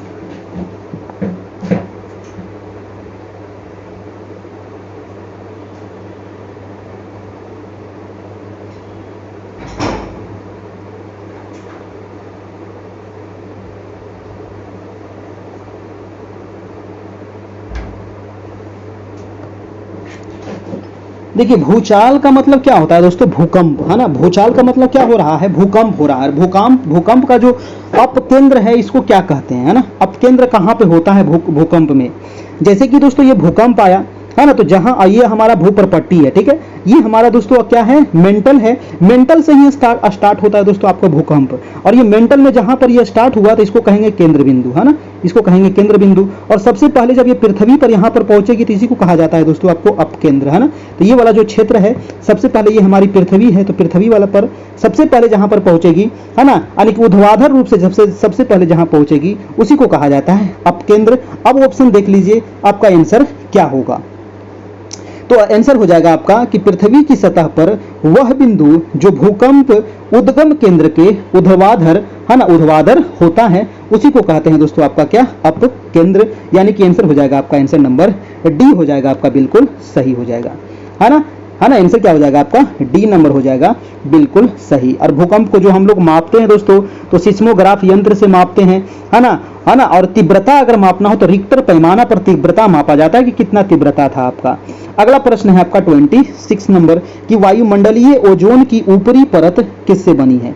अब देखिए वायुमंडलीय ओजोन परत जो है, ओजोन परत के बारे में मैंने आपको बताया था कि ओजोन परत आपको मिलेगा कहाँ, तो समताप मंडल में, है ना। और समताप मंडल में जो ओजोन परत मिलेगा, ठीक है, तो ये दोस्तों की कह रहा है कि इस किससे बनी हुई है ये ओजोन परत, ये पूछ रहा है आपका। तो ऑक्सीजन की पराबैंगनी किरणों की क्रिया से नहीं, ऐसा नहीं बनता है ये। ऑक्सीजन के उच्च दाब के आने से ये भी गलत है। वायुमंडल में ऑक्सीजन में नाइट्रोजन की क्रिया से ये भी गलत है। बी नंबर जो आपका जो ऑप्शन है कि ऑक्सीजन के अणुओं का संयोजन करके, यानी कि ओजोन का जो होता है ये O3 होता है आपका, है ना, O3 होता है ना, और इसको डॉप्सन इकाई में मापा जाता है ओजोन को, है ना, ओजोन परत को, ये भी आपको ध्यान रखना है। आंसर जो हो जाएगा दोस्तों हमारा ऑप्शन नंबर सी हो जाएगा आपका बिल्कुल सही, यानी कि ऑक्सीजन के 3 अणु मिलकर के ओजोन का एक अणु का निर्माण करता है ना। चलिए, और ओजोन परत अगर आपको वायुमंडल में देखना है दोस्तों तो समताप मंडल में आपको मिलेगा 32 किलोमीटर से लेकर के 60 किलोमीटर के बीच में ही आपको ये देखने को मिलता है आपका। अगला प्रश्न हम चलते हैं, प्रश्न नंबर है 27 नंबर। प्रश्न कह रहा है कि किस मिट्टी में सैकड़ों वर्षों से कृषि कार्य बिना अधिक खाद दिए हुए चलता रहता है। अब देखिए वो कौन सी मिट्टी है जिसमें दोस्तों सैकड़ों वर्षों से कृषि कार्य हो रहा है और उसमें अगर हम खाद नहीं भी डालते हैं फिर भी दोस्तों अनाज का उत्पादन हो रहा है ना। तो वो कौन सी मिट्टी है, वो मिट्टी को कहा जाता है, एक ही मिट्टी है दोस्तों, और वो मिट्टी है हमारी जलोढ़ मिट्टी। ठीक है, वो मिट्टी है हमारी जलोढ़ मिट्टी, और वो मिट्टी है दोस्तों हमारी बिहार की मिट्टी, क्योंकि बिहार में सबसे ज्यादा जलोढ़ की मिट्टी है ना। 90% बिहार की जो मिट्टियां हैं वो जलोढ़ मिट्टी है दोस्तों, है ना, क्योंकि बिहार जो दोस्तों है आपका कृषि प्रधान राज्य है। आंसर हो जाएगा हमारा आंसर नंबर 27 का आंसर नंबर हमारा ए हो जाएगा, कोई भी इसको काट नहीं सकता है। अच्छा देखिए, ओहो यहाँ पर देखिए जलोढ़ भी दे दिया है ना, और यहाँ पर लेटेराइट भी दे दिया है दोस्तों। देखिए अब लेटेराइट ऑप्शन दे दिया है तो ये हमारा ऑप्शन गलत हो जाता है। जलोढ़ तो बिल्कुल ठीक है, लेकिन जलोढ़ के साथ लेटेराइट नहीं हो सकता है, लाल भी नहीं होगा, लेटेराइट भी नहीं होगा, लेटेराइट भी नहीं होगा, तो कौन होगा, कछारी तो होगा ही। कछारी को ही दोस्तों आपको जलोढ़ कहा जाता है, ध्यान रखिएगा, है ना, कछारी मिट्टी को ही कहते हैं जलोढ़ मिट्टी। अगर कछारी दे देना तो आपका दिमाग मतलब गड़बड़ाइएगा नहीं, ठीक है, कछारी को ही जलोढ़ कहते हैं। और आंसर हो जाएगा काली। काली और कछारी जो दो मिट्टी है ना, इसमें दोस्तों अगर आप कितनों दिन तक मतलब कि आप खेती कर रहे हैं बिना इसमें खाद डाले हुए भी, तब भी आपका अनाज का उत्पादन होते रहेगा। आंसर हो जाएगा हमारा सी नंबर। ठीक है, तो एक ऑप्शन देख करके आपको नहीं मारना है, एक ऑप्शन देख करके मतलब देखिए यहाँ पर गलत हो रहा था कि नहीं, है ना, हम भी गलत मार रहे थे जलोढ़, और यहाँ पर लेटेराइट था, इसको ध्यान नहीं दिए तो ये गलत हो गया ऑप्शन। इसीलिए आपको पूरा ध्यान से दिमाग और दिल को खुला रखना है, उसके बाद आपको टिक करना है। प्रश्न है आपका, अगला प्रश्न है दोस्तों आपका 28 नंबर। कह रहा है कि निम्न में से आग्नेय शैल कौन सी है। अब आग्नेय शैल कौन सी है? शैल देखिए मुख्य रूप से 3 प्रकार की होती है ना, शैल 3 प्रकार की, आग्नेय शैल, अवसादी शैल, कायांतरित शैल। ठीक है, आग्नेय शैल सबसे पहले निर्माण होता है ज्वालामुखी क्रिया की वजह से, है ना, जब ज्वालामुखी होती है, फटती है, ठीक है, और लावा जब पृथ्वी पे आती है तो वो धीरे धीरे करके ठंडा होती है, ठंडा होने के बाद जो चट्टान का निर्माण होगा उससे निर्माण होगा आग्नेय चट्टान का, और आग्नेय चट्टान फिर टूटे फूटेगा दोस्तों, एक जगह से दूसरे जगह जाकर के फिर जमते जाएगा परत दर परत परत दर परत, तो उसको कहेंगे अवसादी चट्टान। फिर अवसादी चट्टान और आग्नेय चट्टान दोस्तों किस में बदल जाता है, तो कायांतरित चट्टान में बदल जाता है, ताप और दाब की क्रिया की वजह से। फिर दोस्तों कायांतरित जो चट्टान है ये ताप और दाब की क्रिया से धीरे धीरे किस में बदल जाता है, तो फिर से ये पृथ्वी के अंदर समा जाती है और फिर से ये दोस्तों लावा के रूप में निकलेगी बाहर, आग्नेय चट्टान फिर से बनेगा। यानी कि पूरा सर्कल दोस्तों चलते रहता है, इसी को कहा जाता है दोस्तों आपका, है ना, इसी को कहा जाता है, आपको ध्यान रखना है। ठीक है, ये पूरा सर्कल आपका चलते रहता है, साइकिल चलते रहता है आपका। चलिए, तो हमसे प्रश्न पूछ रहा था कि आग्नेय शैल यहाँ पर कौन सा है। अब देखिए बालूकास्म है, शैल है, क्वार्टजाइट है, ग्रेनाइट है। 28 का हमारा आंसर क्या हो जाएगा जी, तो हमारा जो ग्रेनाइट है दोस्तों, है ना, जो हमारा ग्रेनाइट है दोस्तों, ये आग्नेय चट्टान का ही उदाहरण है आपका, है ना। ऑप्शन हो जाएगा हमारा ऑप्शन नंबर आपका डी हो जाएगा, बिल्कुल सही हो जाएगा। अगला सवाल हम चलते हैं, सवाल नंबर आपका 29 हो जाएगा। और वीडियो अच्छा लग रहा है तो एक लाइक तो कर दीजिएगा, लाइक तो बनता है एक ना, और लाइक अगर बनता है तो चैनल पर नए होंगे तो सब्सक्राइब भी कर लीजिएगा। अगर आपको पीडीएफ चाहिए तो एनसीईआरटी आपको मिल जाएगा, है ना, एनसीईआरटी दोस्तों पूरा चैप्टर वाइज आपको मिलेगा, है ना, चैप्टर वाइज मिल जाएगा दोस्तों आपका 6 से लेकर के 10 क्लास तक, हिस्ट्री, ज्योग्राफी, पॉलिटी, इकोनॉमिक्स। उसके अलावा जो अभी मैराथन क्लासेस चल रही है ये तो चलते रहेगी एग्जाम तक आपका, है ना, कम से कम 20-21 तारीख तक तो चलेगी ही चलेगी, है ना, तो वहां तक ये भी मिलते रहेगा। पीछे जितनी भी क्लासेज हुई है वो सारे आपको पीडीएफ मिल जाएंगे इस नंबर पे आपको। ठीक है, अगर आपको चाहिए तो आप कांटेक्ट कर सकते हैं। प्रश्न है दोस्तों कि भारत के किस राज्य केंद्र शासित प्रदेश में खारे जल की सबसे बड़ी झील है। अब देखिए खारा जल की सबसे बड़ा झील कौन सा है। अब देखिए खारा जल की झील दोस्तों यहाँ पर देखिए 2 प्रकार से पूछ सकता है। एक तो पूछ सकता है दोस्तों भूबद्ध, है ना, एक पूछ सकता है भूबद्ध, है ना, तो भूबद्ध खारे जल की सबसे बड़ी जो झील हो जाएगी दोस्तों वो हो जाएगी सांभर झील, ठीक है। भूबद्ध अगर पूछे तो हो जाएगा सांभर झील जो आपका राजस्थान में है। और एक पूछता सिर्फ खारे जल की सबसे बड़ी झील दोस्तों तो ये हो जाएगा उड़ीसा राज्य में, है ना, जो आपको पता है चिल्का झील हो जाएगा, ठीक है। उड़ीसा में हो जाएगा आपका चिल्का झील हो जाएगा दोस्तों खारे जल की झील, है ना, क्योंकि भूबद्ध ये सांभर आपका भूबद्ध है, चारों तरफ से आपका भू से घिरा हुआ है, लेकिन जो आपका चिल्का झील है दोस्तों ये भूबद्ध नहीं है। हमारा आंसर यहाँ पर क्या हो जाएगा, क्योंकि हमसे यहाँ पर सिर्फ पूछ रहा था खारे जल की सबसे बड़ी झील, तो हमारा आंसर हो जाएगा उड़ीसा आपका, ठीक है ना, उड़ीसा हो जाएगा। जैसे कि ये राज्य है हमारा दोस्तों उड़ीसा, है ना, यहाँ पर उड़ीसा और यहीं पर दोस्तों ये आपका झील है चिल्का झील, ठीक है, याद रखना है। चलिए पिछौला झील कहाँ है जी, जल्दी से बताना है दोस्तों, पिछौला झील कहाँ है, जल्दी से बताइए दोस्तों। पिछौला, तो पिछौला झील दोस्तों ये राजस्थान में ही पड़ता है। पूछ देगा आपको सिंपल की पिछौला झील कहाँ है, तो राजस्थान में है।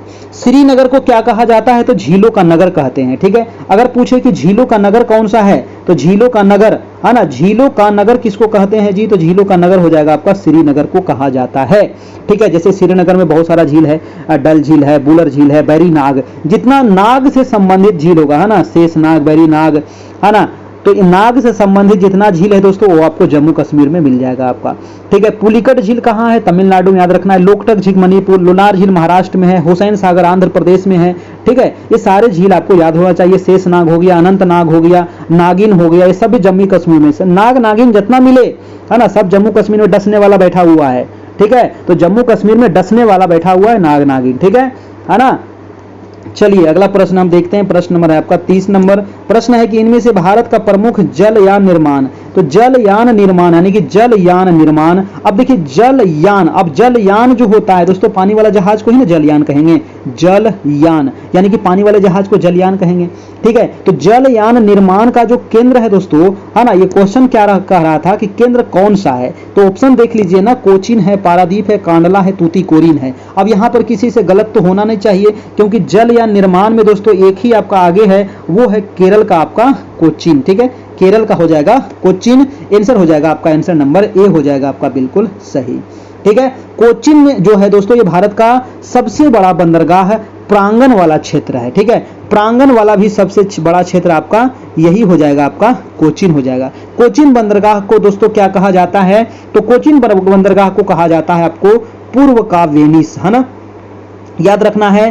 पूर्व का वेनिस भी इसको पूर्व का बेसिन भी इसको कहा जाता है, वेनिस नहीं बेसिन भी इसको कहा जाता है, याद रखिएगा, है ना। और बंदरगाह जो है, बंदरगाह देखिए बड़े बड़े बंदरगाह भी है दोस्तों, 13 बड़े बड़े बंदरगाह हैं, और छोटे बंदरगाह भी बहुत सारे हैं, सैकड़ों छोटे छोटे बंदरगाह हैं, ठीक है। जो बड़े बंदरगाह हैं, तो बड़े बंदरगाह दोस्तों किस सूची में आता है, याद रखिएगा, ये संघ सूची में आता है, आपको कोई नहीं बताएगा, याद रखना है ना। जो बड़े बंदरगाह है ना ये संघ सूची में आता है, और जो छोटे छोटे बंदरगाह है दोस्तों ये राज्य सूची में आ जाएगा, ये भी आपको ध्यान रखना पड़ेगा, ठीक है। चलिए और सबसे लंबी तटरेखा वाला राज्य कौन सा है जी, तो सबसे लंबी जो तटरेखा राज्य जो है दोस्तों यही वाला राज्य है, और इस राज्य को कहते हैं दोस्तों आपका गुजरात, है ना, राज्य को कहते हैं दोस्तों आपका गुजरात। और गुजरात में ही दोस्तों एक है बंदरगाह कांडला बंदरगाह है ना, जो ज्वारीय बंदरगाह है, ये भी आपको ध्यान रखना है। अगला प्रश्न है दोस्तों आपका 31 नंबर, कह रहा है कि महासागरों के तटीय भाग में जल वाला मुख्य भाग जो रचना के अनुसार महाद्वीपों के मुख्य भूभाग में पड़ता है उसे क्या कहते हैं। बहुत ही जबरदस्त सवाल है, और अधिकतर लोग इस सवाल को गलत ही करेंगे, है ना, इस सवाल को गलत ही करेंगे। अब इसका आंसर क्या होगा जल्दी से बताइए। ऑप्शन है जल संयोजक, महासागरीय शिखर, महाद्वीपीय जल सीमा, महाद्वीपीय ढलान। तो भैया इसका आंसर क्या हो जाएगा जी, तो महासागरों के तटीय भाग में जल वाला मुख्य भाग को रचना के अनुसार महाद्वीपों के मुख्य भूभाग में पड़ता है, उसे महाद्वीपीय जल सीमा कहते हैं, ठीक है। बस महाद्वीपीय जल सीमा हो जाएगा आपका आंसर नंबर सी हो जाएगा दोस्तों आपका बिल्कुल सही। अगर महासागरीय धारा की बात करें तो महासागरीय धारा दो प्रकार की होती है, एक तो गर्म जल धारा होती है और एक होती है दोस्तों आपका ठंडी जल धारा, है ना। तो याद रखिएगा गर्म जल धारा और ठंडी जल धारा। गर्म जल धारा कौन कौन सी है, गल्फ स्ट्रीम, है ना, ग से गर्म ग से गल्फ स्ट्रीम याद रखना है, और ठंडी जल धारा का नाम आपको बताना है कमेंट करके 2-4 गो के। प्रश्न है दोस्तों अगला कि अलमाटी बांध किस नदी पर बना है, बताइए। अलमाटी बांध, देखिए अलमाटी बांध कई बार आया है, कृष्णा नदी पर है ना। अलमाटी बांध कहाँ मिलेगा दोस्तों, आपको कृष्णा नदी पर मिलेगा, कृष्णा नदी महाबलेश्वर से निकलती है ना, महाराष्ट्र से आंसर हो जाएगा हमारा कृष्णा नदी, ऑप्शन नंबर आपका सी हो जाएगा, अलमाटी बांध। कृष्णा की लंबाई कितनी है, ये तो सबको पता था ना, अलमाटी बांध कृष्णा पर है, ये तो पता बताइए कि कृष्णा की लंबाई कितनी है, 1401 किलोमीटर, ठीक है, 1401 किलोमीटर हो जाएगा मेरे भाई कृष्णा की लंबाई। अब ये तो बताइए कृष्णा की दोस्तों, कृष्णा की सहायक कौन कौन सी है, तो सबसे महत्वपूर्ण भीमा, याद रखना है, भीमा है, तुंगभद्रा है ना, तुंगभद्रा है, उसके अलावा दोस्तों मूसी है ना, मूसी नदी भी है इसकी सहायक नदी, अमरावती भी इसकी सहायक नदी है, अमरावती भी इसकी सहायक है। इसके अलावा दोस्तों कोयना, तो कोयना जो महाराष्ट्र से निकलती है ये भी कृष्णा की सहायक है। इसके अलावा दोस्तों मालप्रभा है ना, मालप्रभा नदी ये भी इसकी सहायक है। उसके अलावा दोस्तों घाट प्रभा है ना, इसके अलावा घाट प्रभा, ये सब पूछा जाता है भाई साहब, घाट प्रभा। इसके अलावा दोस्तों आपका पंचगंगा, इसके अलावा दोस्तों आपका पंचगंगा, ये भी इसकी सहायक नदी है। पंचगंगा के अलावा दोस्तों दूध गंगा है ना, दूध गंगा भी दोस्तों इसी की सहायक नदी है ना, तो इतने सारे इसके सहायक नदी है भाई साहब, भीमा, तुंगभद्रा, मूसी, अमरावती, कोयना, मालप्रभा, घाट प्रभा, पंचगंगा, दूध गंगा है ना, तो ये सारे हो गए इसके कृष्णा की सहायक नदी। कृष्णा पर ही दोस्तों एक बांध है नागार्जुन सागर परियोजना, ये भी कृष्णा नदी पर ही है, आंध्र प्रदेश में है आपका, ठीक है, याद रखना है।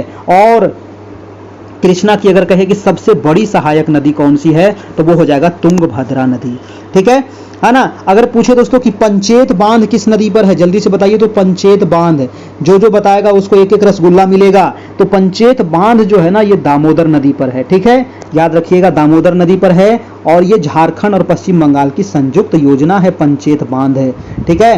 तिलैया परियोजना है ना, तिलैया जल्दी से बताना है, तिलैया परियोजना दोस्तों किस नदी पर है, बताइए, तो तिलैया, तो तिलैया परियोजना दोस्तों ये झारखंड में है, ये बराकर नदी पर है, ठीक है, ये सारे आपको याद रखने चाहिए। तिलैया परियोजना झारखंड में है, किस नदी पर, बराकर पर। अगला सवाल है आपका 33 नंबर कि इंदिरा गांधी परमाणु अनुसंधान केंद्र कहाँ है, जल्दी से बताइए, है ना। एक सवाल तो आपको हल्का रहता है, लेकिन इससे संबंधित मैंने 10-10 सवाल दोस्तों आप लोग को कंप्लीट कर देता हूं, ताकि आपका रिवीजन हो जाए, पूरा आपको याद हो जाए आपको एकदम, ठीक है। चलिए, हमारा काम है आपको याद कराना, आपको पढ़ाना, है ना। तो इसका आंसर क्या होगा, इंदिरा गांधी परमाणु अनुसंधान केंद्र।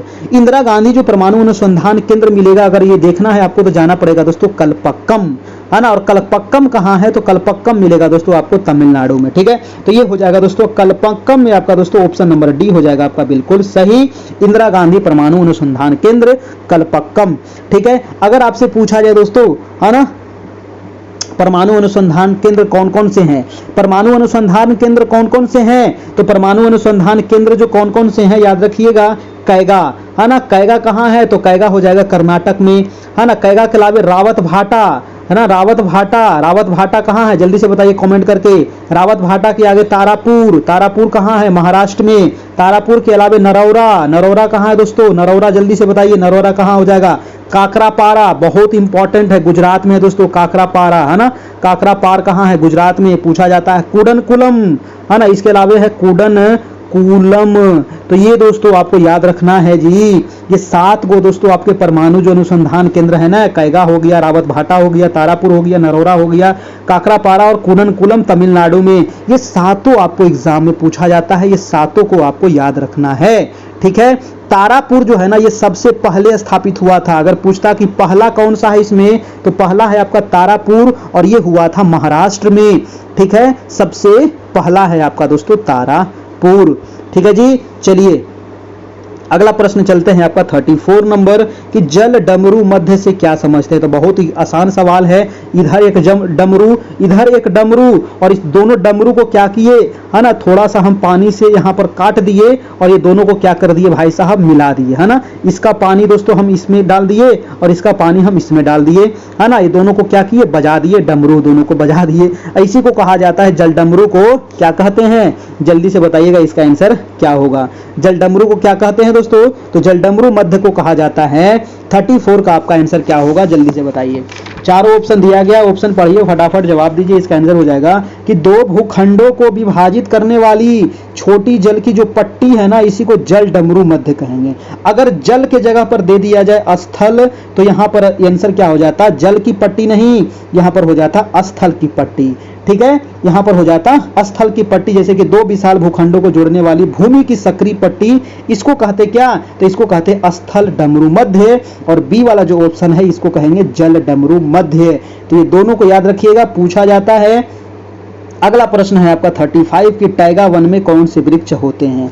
टैगा वन में कौन से वृक्ष होते हैं भाई साहब, बताइए। टैगा वन में जो वृक्ष होते हैं ना, ऑप्शन आपको दिया गया है जड़ी बूटी वाले। बी नंबर ऑप्शन है मृदु काष्ठ वृक्ष, या आपका मिले जुले वृक्ष, या अल्पाइन वृक्ष।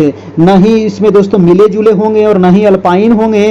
आंसर हो जाएगा हमारा बी नंबर, यानी कि मृदु काष्ठ वृक्ष जो पाए जाते हैं ये टैगा वन में पाए जाते हैं। टैगा वन जो होते हैं दोस्तों ये सदाबहार वन होते हैं, याद रखिएगा। ये कैसे वन होते हैं, ये सदाबहार वन होते हैं, सदाबहार वन। ठीक है, इस वन की जो वृक्ष की पत्तियां होती है ना, ये नुकीली होती है भाई साहब, ये भी आपको ध्यान रखना है। इसकी जो पत्ती होती है वो नुकीली होती है ना। चलिए जी, अगर मैं आपसे कुछ घास का मैदान यहाँ पर पूछ लूं तो क्या कोई नाइंसाफी होगी? नहीं, तो जल्दी से बता दीजिए। प्रेरी घास के मैदान कहाँ है? प्रेरी आपको मन में बोलना है और कमेंट भी करते चलना है। तो प्रेरी जो हो जाएगा USA प्लस कनाडा, है ना। प्रेरी हो जाएगा शीतोष्ण घास के मैदान। अगर मैं आपसे पूछ लूं पंपास, तो पंपास कहाँ हो जाएगा जी? पंपास हो जाएगा दोस्तों आपको अर्जेंटीना, है ना। कहाँ है? अर्जेंटीना में हो जाएगा आपको पंपास, ये भी हो जाएगा आपका शीतोष्ण। अगर मैं आपसे पूछूं वेल्ड हो जाएगा साउथ अफ्रीका, ये भी हो जाएगा शीतोष्ण। इसके अलावा पूछो डाउन्स, तो डाउन्स भी हो जाएगा दोस्तों आपका कहाँ? डाउन माने नीचे, तो नीचे कौन है? नीचे है ऑस्ट्रेलिया, है ना। नीचे कौन है? तो नीचे है ऑस्ट्रेलिया। आंसर हो जाएगा डाउन्स।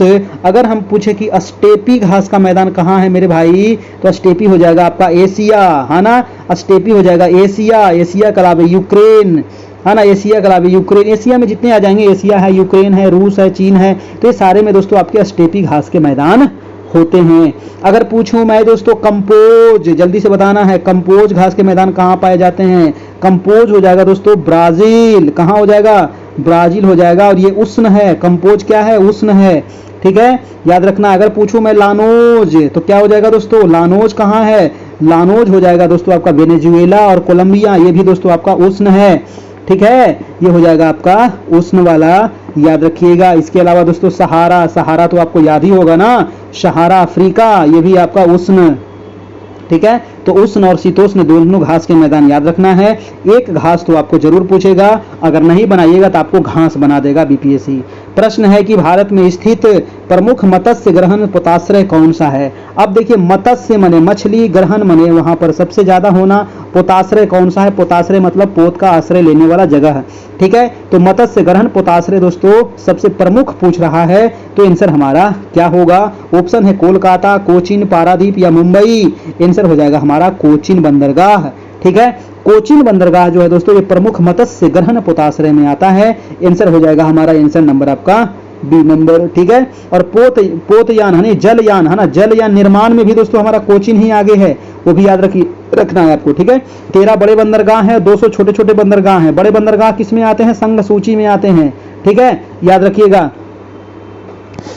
और छोटे छोटे बंदरगाह जो होते हैं, मंझोले बंदरगाह, है ना। मंझोले बंदरगाह है प्लस छोटे बंदरगाह, मैंने अभी गलत बता दिया था, थोड़ा सा ध्यान रखिएगा। मंझोले और जो छोटे बंदरगाह होते हैं ना, इसको थोड़ा सा आप सुधार लीजिएगा। इस पे दोस्तों समवर्ती सूची में आता है ये। ठीक है, ये किस में आता है? समवर्ती सूची में आता है। ये मंझोले और छोटे दोनों आता है आपका समवर्ती में। अभी मैंने छोटे बोल दिया, राज्य सूची बोल दिया था, राज्य सूची नहीं होगा मेरे भाई साहब, इसको थोड़ा सा सुधार लीजिएगा। समवर्ती सूची में आता है आपका। ठीक है, किस में आता है? समवर्ती सूची में आता है। कभी कभी फ्लो में निकल जाता है कुछ कुछ, तो आप लोग उसको थोड़ा सा ध्यान दीजिएगा। प्रश्न नंबर है आपका 37 नंबर कि बिहार राज्य में न्यूनतम पुरुष साक्षरता दर वाले जिले कौन से हैं? देखिए, न्यूनतम साक्षरता बिहार का कह रहा है है ना। और बिहार वाला ना घुमाएगा ऐसा न भैया कि घूम जाइएगा, ठीक है, इसीलिए कहते हैं कि पूरा याद रखिएगा। तो बिहार में दोस्तों कह रहा है कि न्यूनतम साक्षरता वाला राज्य कौन सा है। अधिकतम तो आप मार दीजिएगा कौन सा, रोहतास, ठीक है, लेकिन न्यूनतम आपको धरा जाइएगा। न्यूनतम यहाँ पर देखिए न ही औरंगा है, न ही सिवान है और न ही बक्सर है, इनमें से कोई नहीं हो जाएगा। तो इनमें से कोई नहीं पर हम यहाँ पर लिख देते हैं पूर्णिया, है ना जी। कौन सा राज्य है दोस्तों, वो पूर्णिया है, जो पुरुष में सबसे निचले पायदान पर है, ठीक है। पूर्णिया में मात्र दोस्तों, है ना, पूर्णिया में जो साक्षरता दर है ना वो कितना है, तो 51.08%, ये पूर्णिया का साक्षरता दर है, ठीक है। पूर्णिया सबसे निचले पायदान पर है। पूर्णिया के बाद आता है सीतामढ़ी, उसके बाद कटिहार, फिर मधेपुरा, सहरसा, रोहतास, पटना, भोजपुर, ठीक है। तो ये वाला आपको ध्यान रखना है। और सबसे पुरुष साक्षरता दर सबसे एक नंबर पे कौन है, तो एक नंबर पे है दोस्तों आपका रोहतास, है ना। पुरुष में रोहतास सबसे आगे है और टोटल में भी रोहतास आगे है दोस्तों, ठीक है। टोटल में अगर कहे तो भी रोहतास आगे है, महिला में कहे तो महिला में भी रोहतास आगे है, ठीक है। तो सब चीज में रोहतास आगे है, ध्यान रखना है। रोहतास का कितना है दोस्तों पुरुष वाला, तो पुरुष वाला रोहतास का याद रखना है 82.88 है रोहतास का आपका, पुरुष का आपका, ठीक है, 82.88% है। अगर महिला में पूछता रोहतास का, तो महिला में याद रखिएगा, महिला में रोहतास का कितना है, तो महिला में रोहतास का है दोस्तों आपका 62.97, ठीक है, 62.97% है आपका महिला साक्षरता दर, सबसे ज्यादा रोहतास है, ठीक है। अगर पूछे दोस्तों कि बिहार में, एक क्वेश्चन आप नोट कर लीजिए, इतना चीज मैं इसको मिटा रहा हूं। अगर आपसे पूछा जाए कि बिहार में न्यूनतम महिला साक्षरता, न्यूनतम, अभी पुरुष साक्षरता में पूछे थे न्यूनतम, तो पुरुष था आपका पूर्णिया। अगर पूछते कि न्यूनतम महिला साक्षरता, है ना, न्यूनतम महिला साक्षरता कौन सा जिला है भाई, तो न्यूनतम महिला साक्षरता वाला है सहरसा, है ना, सहरसा वाले, है ना, न्यूनतम महिला साक्षरता सहरसे में है 41.68%, मात्र 41.68%, ये सहरसा सबसे निचले पायदान पर है महिला में, ठीक है। और महिला में सबसे उचले पायदान पर सहरसा, और सबसे निचले, सॉरी, सबसे ऊंचा, सबसे ऊपर दोस्तों हो जाएगा आपका कौन सा हो जाएगा, रोहतास, और सबसे नीचे हो जाएगा आपका सहरसा, ठीक है। और पुरुष में सबसे उच्च पायदान पर रोहतास, और पुरुष में दोस्तों सबसे नीचे पूर्णिया हो जाएगा। याद रखिएगा, ये सारे सवाल आपको बनेंगे घुमा घुमा के ना, तो एग्जाम में आप घूमिएगा नहीं। अगला प्रश्न हम चलते हैं आपका 38 नंबर प्रश्न है कि बिहार में जनजातियों का बिहार की कुल जनसंख्या का कितना प्रतिशत है, ठीक है। तो जनजातियों का दोस्तों बिहार में कुल कितना प्रतिशत है, जनजाति, है ना, जनजाति मतलब होता है दोस्तों आपका एसटी, है ना। तो जनजाति का मतलब हो गया आपका एसटी, शेड्यूल्ड ट्राइब। तो शेड्यूल्ड ट्राइब की जो जनसंख्या दोस्तों बिहार में मात्र 1.3% है ना।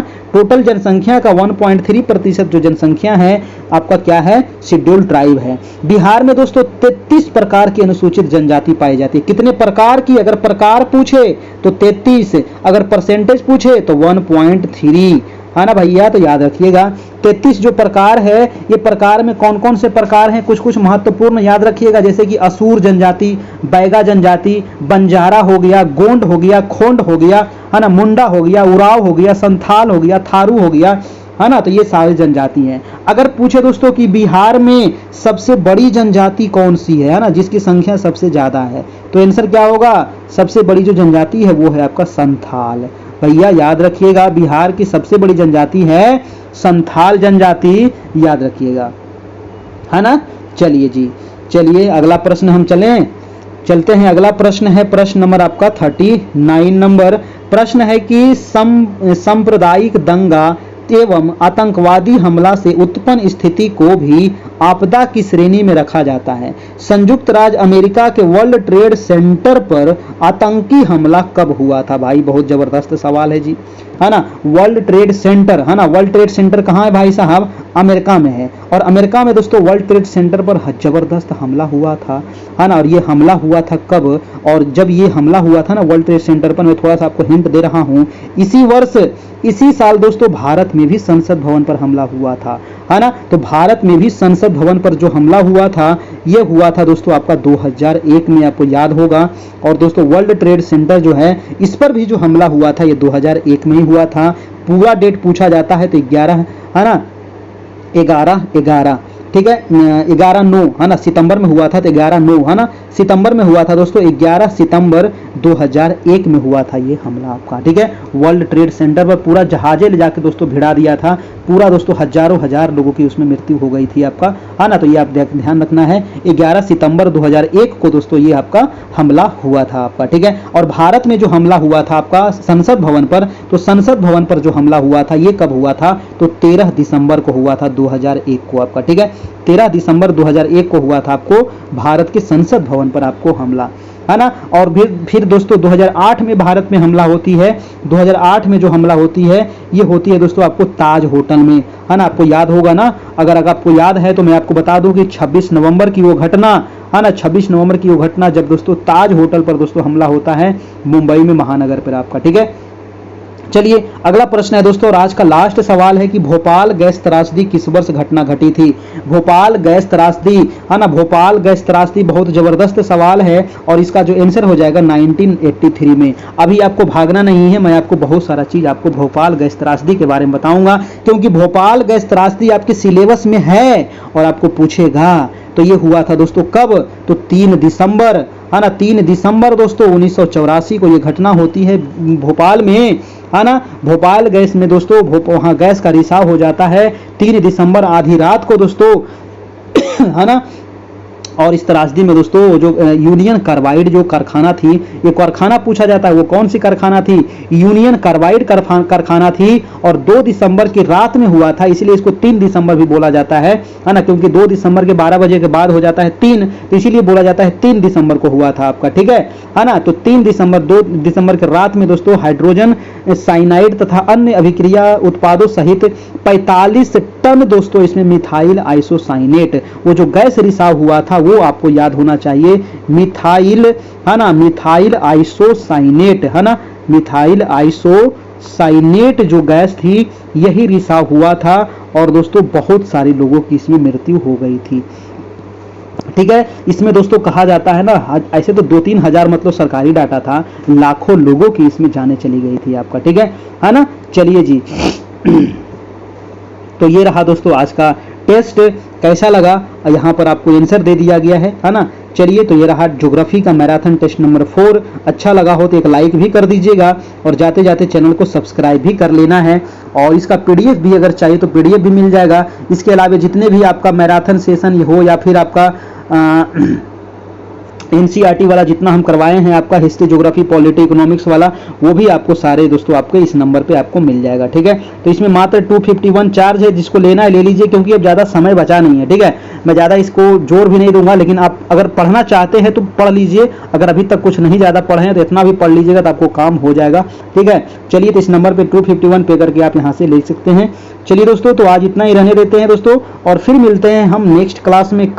कल जो आपकी मैराथन होगी वो हिस्ट्री की मैराथन होगी, है ना, हिस्ट्री की आपकी कल मैराथन होगी। तो हिस्ट्री के मैराथन में जिनका भी सब्जेक्ट होगा हिस्ट्री, भाई साहब हिस्ट्री तो लगभग सभी लोगों का है, क्योंकि हिस्ट्री आपको और समान अध्ययन जो है ना उसमें भी आपको हिस्ट्री पूछेगा, जो 40 नंबर वाला है उसमें भी हिस्ट्री पूछेगा, क्योंकि मॉडर्न हिस्ट्री भी हम लेकर के आएंगे, उसमें आपका वर्ल्ड हिस्ट्री भी रहेगा, मॉडर्न हिस्ट्री भी रहेगा, मेडाइवल भी रहेगा, प्राचीन भी रहेगा, है ना। हर एक प्रकार के सवाल हम कल लेकर के आएंगे, 80 सवाल, तो कल जरूर जुड़ना है। और आज इतना ही रहने देते हैं, फिर मिलते हैं हम नेक्स्ट क्लास में। थैंक यू, धन्यवाद।